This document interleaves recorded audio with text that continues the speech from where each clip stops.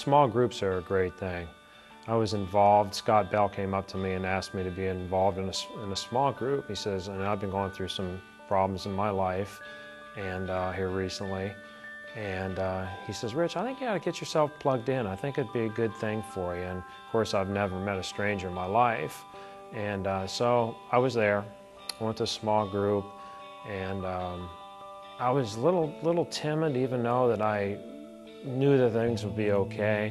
I was a little timid because I didn't know what I was getting involved in, and I didn't really know the people, but that wasn't a problem once I got involved.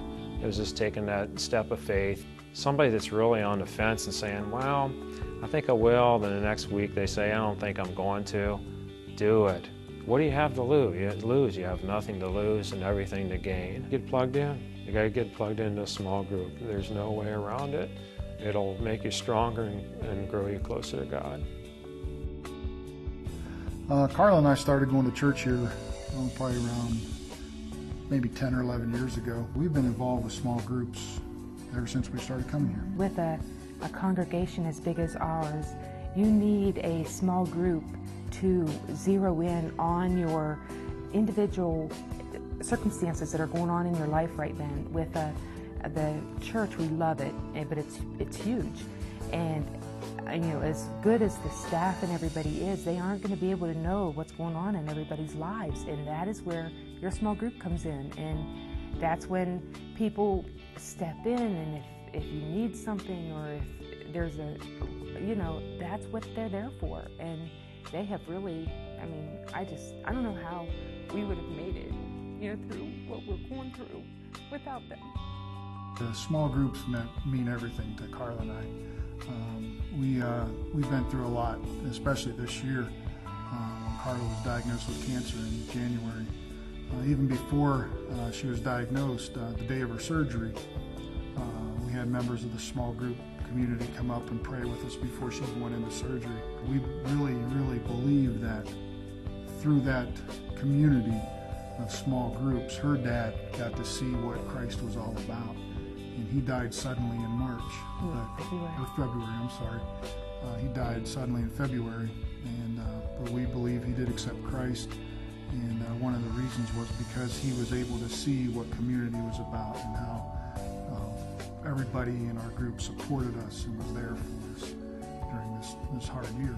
Support you can get with just 4 or 5 other couples, it can't be measured. Like Carla said, we love the church. But when there's 2,000 people here on a Sunday morning, it's too easy to get lost. And I believe in order for your faith to grow and for me to grow closer to Christ, I need to be involved intimately with people that can help me out. My name's Sly Codron. This is my wife, Terry. We've been involved with small groups since January of this past year, which has been about, what, 7 months? 7 months. Raising 3 boys and coaching them in basketball, the one thing I discovered, you don't get good during the season. You get good during the off season. And when you're walking Christ, you're in season when you go to church on Sunday. The way you get better is with small groups. In the beginning too, I was afraid and intimidated because I didn't have a lot of biblical background. And that is something I think that'll scare a lot of people away from getting involved in a small group.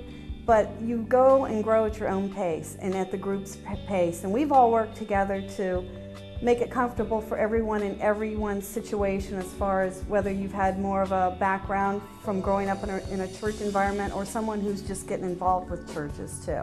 It's living in Christ through action.